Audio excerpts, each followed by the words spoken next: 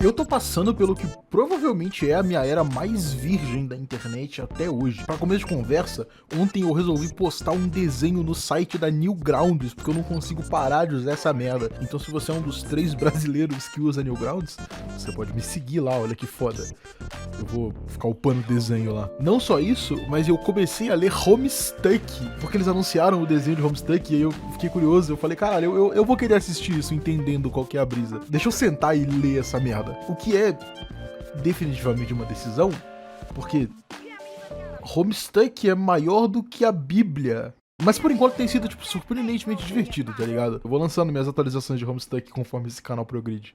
Hoje de madrugada eu tava em call com um amigo meu jogando Cult of the Lamb enquanto a gente trocava uma ideia, e aconteceu uma parada ridiculamente engraçada. Eu tinha, dias antes da gente conversar, e a gente não conversava há um tempo, colocado ele e mais um outro cara pra fazer sexo no Cult of the Lamb, e eu fiz essa piada de botar os meus amigos como membros do meu culto, é o buraco do pinho, né, é o meu server do Discord, que você pode entrar no primeiro link da descrição. Aí você me manda um salve que eu te boto no meu culto, olha que foda. A gente tava trocando uma ideia enquanto eu jogava. Aconteceu de que esse filho dele, que tava no ovo, rachou, ele saiu do ovo. E aí, eu pedi pra ele nomear o filho, grandíssimo aí, Jonas44, porque esse amigo meu é o Túlio44, já tem um Jonas, né, que é o meu amigo Jonas. Só que o problema de personagens bebês do Cult of the Lamb é que você tem que constantemente dar afeto pra eles. Uma vez por dia você tem que vir aqui e clicar no coraçãozinho pra afeiçoar eles. Eu tava no meio de uma run enquanto o Jonas44 era bebê. O que quer dizer que todo dia tava aparecendo no canto da minha telinha Jonas44 não recebeu afeição hoje, tá ligado? E o problema de quando isso acontece é que quando esse bebê cresce, ele se revolta contra você e vai embora. Ou seja, todo o bagulho de criar o bebê é um saco, você tem que ir nele todo dia. Tudo isso vai pro caralho. Isso sem contar que você gasta pecado pra fazer o bebê, então pô, é mó rolê. E aí o cara vai embora, tá ligado? E o Jonas44 foi embora. Nisso, eu tinha ido numa run, e o bagulho de quando você entra numa run do Cult of the Lamb é que o tempo passa enquanto eu tô na run. Que isso, cara? Cala a boca aí, não quero falar com você não. Então, os caras sentem fome, os caras se fodem, a criança tá crescendo. Mas aí ele foi embora do culto, e beleza, eu segui a minha vida. Fiquei triste que eu desperdicei os recursos, que eu nunca vou poder fazer amizade com o Jonas44, mas é o que é, tá ligado? A vida, ela tem dessas. A vida, ela joga essas surpresas pra gente de vez em quando, né? E aí eu falei, não, beleza, pelo menos eu tentei, tá ligado? Eu fui um bom padrasto, tio, sei lá, pro Jonas44. Não fui, mas eu tentei, tá ligado? E aí, tipo, de repente, eu tô aqui numa run, e o Cult of the Lamb joga o Jonas44 pra fora de um baú, e ele me ataca, a gente começa a brigar até a morte. Foi uma sequência de coincidências muito engraçada. O fato de que eu tava em call com o Túlio, que é o pai do cara no jogo, ele escolheu o nome do boneco, de que eu me fudi, não consegui cuidar do bicho, de que ele se rebelou e foi embora, e aí de que ele apareceu pra me atacar, um bagulho que as chances não são muito altas. Pô, foi só uma sequência de coincidências muito engraçada, e isso me deixou pensando, eu passei a noite inteira com isso na cabeça. Caralho, esse tipo de coisa não é incomum em jogos, né? Essas experiências que são uma sequência de coincidências. Tem jogos que se baseiam todo nisso. The Sims, por exemplo, é uma franquia de jogos que os jogos são totalmente baseados em você, como jogador, criar os seus personagens e ver o que acontece. Obviamente que a gente tem que fazer aquele clickbaitzinho básico no título, né? Pra falar, haha, fique puto e clique no meu vídeo. Mas, tipo, eu não acho que exista uma mídia superior, mas eu diria que videogames são uma das mídias mais versáteis que tem. Justamente por esse fator de interatividade que, tipo, querendo ou não, acaba virando um fator escolha. O próprio gênero de roguelike, né? Ele é todo baseado em aleatoriedade, e é uma aleatoriedade controlada, onde ainda é o mesmo tipo de jogo, mas com muita variabilidade. The Binding of Isaac fica insano dependendo da cagada que você der ali, tá ligado? E isso me deixou muito, muito fascinado. Eita, tem uma topeira capivara, sei lá que porra é essa. Já sei que esse cara vai ser, ele vai ser o cara tranquilo, tá ligado? O cara tranquilo, do meme cara tranquilo. Eu, inclusive, quero reviver o Jonas44. Eu sei que tem algum jeito, mas eu não tô lembrando como que eu faço pra reviver esses seguidores mortos que se rebelaram e tal. Eu não lembro como é que faz isso. E esse papo inteiro de videogames e interatividade me lembrou de um tipo de jogo que eu gostava muito quando eu era moleque e que deu uma morrida muito grande nos últimos anos, porque é um tipo de jogo difícil de fazer, e os caras que mais faziam ele morreu, né, que são aqueles jogos de escolha, pique The Walking Dead, Minecraft Story Mode, Detroit Become Human. É um gênero que, pô, ficou popular pra caralho ali no começo dos anos 2010 e passou uns anos sendo uma trend insana, né? Eu cresci com esses jogos e eu amava eles, e depois eu fui descobrir isso, mas na época eu não sabia. Eles são jogos point and click, né? Tipo, aqueles jogos de aventura antigo pra caralho, só que 3D e, tipo, com mais elementos de gameplay, tá ligado? Pô, eu fiquei muito louco quando eu descobri isso, tipo, eu não sei se é pelo estilo gráfico diferente, mas eu demorei muitos anos pra fazer a conexão de, caralho, é o mesmo tipo de jogo, só que evoluído. Eu era apaixonado nos jogos da Telltale, só que, tipo, tem um lado muito negativo, assim, dessa vertente de point and click mais moderna, o point and click 3D, né, que é o fato de que fazer esses jogos requer muito recurso, tá ligado? E isso acaba fazendo com que as escolhas não importem muito de verdade. Porque, por exemplo, em jogos point and click, pra você fazer rotas alternativas, você precisa no máximo fazer sprite, música, escrita, basicamente o processo inteiro, mas são coisas que você consegue fazer. O problema de fazer rotas alternativas pra jogos que tem mais gameplay, mais recursos e etc., é que vai ser mais caro. Se você, como desenvolvedor, tem esse jogo 3Dzão com dublagem, música original, e aí você vai fazer rotas alternativas dele ainda, você tá essencialmente fazendo o mesmo jogo várias vezes. E isso quer dizer que você vai ter que pagar mais dublagem, fazer mais música, mais modelo e assim por diante. É muito caro, é inviável. Você vê que depois de Detroit Become Human, nunca mais teve um jogo no escopo de Detroit Become Human. O point and click, ele é do jeito que ele é por um motivo. Jogos de escolha existem e eles ainda são muito proeminentes.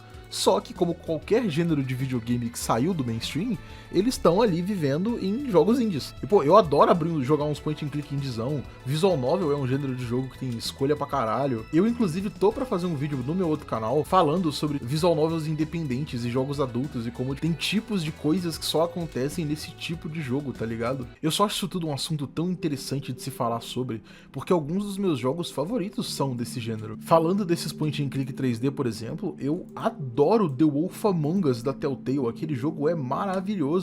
Caso você não conheça, The Wolf Among Us, ele conta a história do Big Beowulf, né? É o lobo mau num mundo onde ele e uma comunidade inteira de pessoas, contos de fada, fugiram da realidade deles porque eles foram invadidos, e aí eles precisam se misturar na sociedade humana normal ali dos anos 80, por aí. É um jogo do caralho, ele tem um puta mistério, personagens muito bons, o jeito que o jogo vai se expandindo conforme a narrativa se expande é muito legal. E o jogo, ele só tem uma vibe noir, roxa, muito linda. O jogo é maravilhoso. Eu adoro aquele jogo, ele é incrível. E a questão do The Wolf Among Us é que, como o jogo ele já é muito bom, os anos foram passando e eu fui descobrindo mais coisas sobre ele que me fizeram apaixonar muito mais. The Wolf Among Us é baseado num quadrinho da DC, da Vertigo, tá ligado? Só que o problema do quadrinho de The Wolf Among Us, e eu não li ele inteiro, então eu peço perdão aí aos fãs, mas ele é muito ruim. Tem muita coisa que o jogo constrói e apresenta pro público que é muito bem feita. O próprio fato de que os personagens tiveram que sair da terra natal deles porque invasores invadiram, isso nunca é explicado. Eles claramente ainda têm muito trauma disso, eles têm medo de perder a casa deles, eles tentam se manter na surdina. A motivação deles é muito bem estabelecida, mas você nunca ouve falar o que é esse inimigo ou como ele funciona. Isso deixa ele aterrorizante, porque, mano, pra tirar esses caras da casa deles, esses caras que são muito poderosos, porra, foi o diabo. E eles usam disso pra focar muito nesse mundo e mostrar que esses personagens têm o que perder, e eles são tão humanos e tão bem escritos. É muito legal, é genuinamente muito legal. E aí você vai pro quadrinho e, na verdade, esses invasores, eles são só tipo uns orczão, tá ligado? Foda-se. Eles sempre puderam voltar pra casa também. Tem arcos onde tem personagens que, pô, viajam pela terra natal dele. Eu brochei pra um caralho, e aí eu dropei o quadrinho, porque eu falei, puta, isso é muito paia. Inclusive tá sendo desenvolvido aí há muitos anos um The Wolf Among Us 2, né? Porque a Telltale tinha falido o estúdio do The Wolf Among Us e ele voltou em acho que 2019, 2020 por aí. E aí desde então eles lançaram um jogo que eu não joguei porque parecia muito paia. E eles estão meio meia bomba há muitos anos falando: "Não, a gente vai fazer o The Wolf Among Us 2, vai ser muito bom, você vai ser o cara tranquilo". E aí eu acreditei, né? Tô no aguardo. O jogo tem trailer, o trailer do jogo parece muito legal. Eles falaram esses tempos aí agora que não, o jogo não tá morto não, vai sair ainda.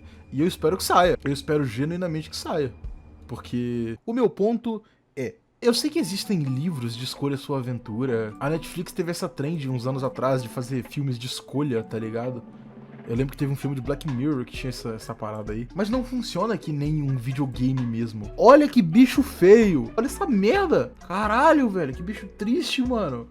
Pô, seu nome vai ser Deprimido. Caralho, Deprimido. Você é muito feio, mano. Pô, será que dá pra fazer incesto nesse jogo? Porque se desse, mano. Eu ia tentar misturar o irmão dele, né? Acho que Gerson 44, não sei. Que é o filho adotivo do meu amigo Túlio. Com esse cara, só pra ver que bicho escroto que ia sair disso aí, tá ligado? Tudo pelo bem da genética. Já que a gente tá pecando, vamos pecar direito. Fala, rapaziada, sou eu, o Pio da edição. Então, eu cortei toda uma parte desse vídeo que eu achei que eu não ia usar e vai ser mó rolê pra achar o arquivo, então eu só vou repetir pra você tudo que eu falei. Eu tinha mencionado que eu fiz um vídeo sobre um jogo muito tempo atrás, um joguinho indie muito simples, que é um point and clickzão, o Alluvium. E aí eu vou elaborar agora. Isso vai fechar no The Wolf Among Us ainda, confia em mim. Ele é um full point and clickzão, que não tem finais alternativos, nem nada do tipo, mas ele te deixa, tipo, descobrir os puzzles e tomar a ordem das coisas que você faz. Não é sobre necessariamente ter uma narrativa diferente, mas é sobre te dar liberdade pra expressar a sua identidade, tomar e chegar nas suas próprias conclusões com o jogo que você tá jogando, sabe? Undertale é todo baseado nessa ideia de escolhas e se expressar como jogador. O próprio Deltarune brinca muito com isso. E é uma parada que você só consegue fazer em jogos, e quando você tenta fazer em outras mídias, nunca acaba do mesmo jeito que acaba em jogos. Porque jogos têm um nível de liberdade que é como nenhum outro, mano. E eu acho isso muito foda. Pô, rapaziada, eu sou uma mamabola de videogames até o dia que eu morrer, tá ligado? O próprio fato de que no Cult of the Lamb eu consigo, tipo, montar minha aldeia, nomear os meus seguidores, escolher a raça deles, isso tudo são experiências muito únicas. Você pode recriar os meus seguidores? Pode, mas eles vão ser diferentes dos meus, eles não vão ter os mesmos itens, eles não vão ter a mesma história. E eu acho isso tudo muito legal, tá ligado? Todo esse fator aleatoriedade é o que torna videogames uma parada muito mágica. E é muito legal ver o jeito que as pessoas puxam essa parada conforme os anos passam, sabe? Eu acho genuinamente muito legal. Agora tem um bebê novo pra ficar coraçando, né, mano? É foda, porque eu não queria ficar fazendo bebê. Os bebês são chato pra caralho de cuidar. Só que, porra, eles nascem, tipo, eles crescem como seguidores muito fortes e os meus seguidores antigos estão, tipo, todos morrendo. Então eu preciso de gente pra me cultuar como a entidade fodona que eu sou, tá ligado? Fala, rapaziada, sou eu de novo, seu amigo Pinho da edição. O negócio é o seguinte, quando eu falo que jogos são a mídia superior, a melhor mídia, é porque não só eles te dão liberdade pra tomar decisões e às vezes até impactar a história, mas o jeito que você joga, ele afeta o jeito que você sente as coisas. Nesses jogos point and click, por exemplo, geralmente eles são mistérios que você tem que desenvolver, puzzles que você tem que resolver, um que se alimentam no outro, a ordem que você pode fazer as coisas é diferente. Mesmo quando a narrativa não muda, a sensação de jogar o jogo muda. E a questão de jogos como The Wolf Among Us, que mudam a história, colocam coisas extras pra você descobrir, dependendo das decisões que você toma, é que ele te dá liberdade pra descobrir partes diferentes do mundo, dependendo do tipo de pessoa que você é, e ele te reincentiva a jogar o jogo de novo. É muito foda. Eu adoro videogames. O meu templo ele tá bonitinho dessa vez. Eu não sei, eu tô de bom humor, né? Mas antes ele era demoníaco, vermelho, fudido. Vem cá, vamos rezar, pessoal. Deus abençoe todos vocês, Pai Nosso que está no céu, blá blá blá blá blá. Agora, o que tem pra fazer aqui?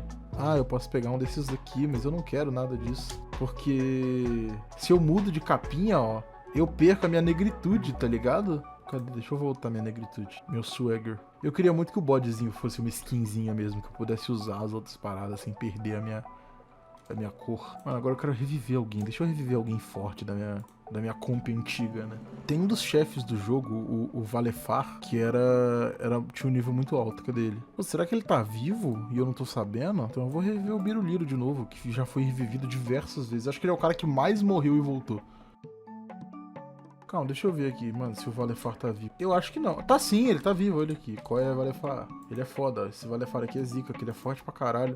Até casei com ele, só pra ele se sentir poderoso, tá ligado? Lançar com todo mundo pra farmar aura, né? Pega mais aura. Eu tenho que mandar o Rafa Moreira e o Breju pra... Aí, eu preciso de pecado, rapaziada. Vamos dançar. Mano, você... Quem que é o maior pecador daqui, mano? Tem o Agoxi, grande Thiago Agoxi, meu amigão. Dança, Agoxi, dança pra caralho. Dança Payphone do Maroon 5 aí. I'm at a payphone trying to call. Isso aí, gostosa, se enche de pecado. Aí, agora eu preciso fazer o que mesmo? Ah, é sexo. Era o... Rafa Moreira. Vai, pessoal, bom sexo aí pra vocês aí. Pô, ele só... Mano, você só tem aspecto bosta. Pô, foda-se. Façam sexo aí. Tem um cultista de bosta. Esse filho de vocês é uma merda, hein, pessoal? Valeu, Rafa Moreira. Tamo junto, viu? Canta pra nós depois. Cult of the Lamb não é um jogo que eu achei que eu ia ter, tipo, afeto por, tá ligado? Eu achei esse jogo muito chatinho na run inicial dele, só que eu sou amaldiçoado a continuar jogando esse jogo.